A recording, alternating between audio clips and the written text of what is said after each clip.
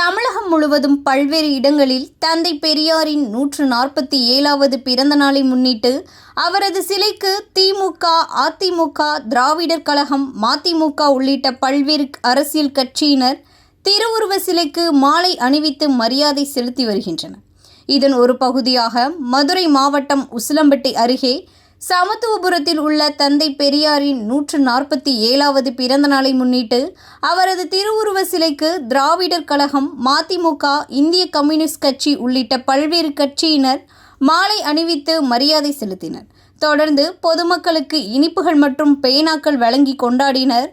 மேலும் தமிழகத்திற்கு போராடிய தந்தை பெரியாரின் புகழ் வாழ்கவே, வாழ்க வாழ்கவே, தந்தை பெரியார் வாழ்கவே என கோஷங்கள் எழுப்பினர்.